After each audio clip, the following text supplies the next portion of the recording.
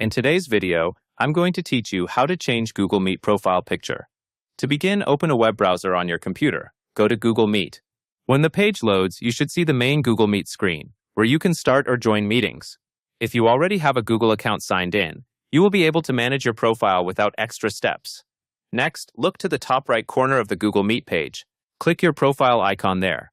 After you click your profile icon, you should see an account menu or a link to manage your Google account. Select Manage your Google account. Now that you are in your Google account settings, find and click Personal Info on the left menu.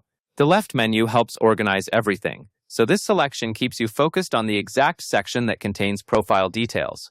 Personal Info is where Google stores basics like your name and photo.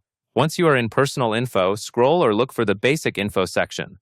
Under that section, click your current photo. After you click your current photo, you should see an option such as Change or Add Profile Picture. Click that option to upload a new image. When you are satisfied with how it looks, click Save as Profile Picture.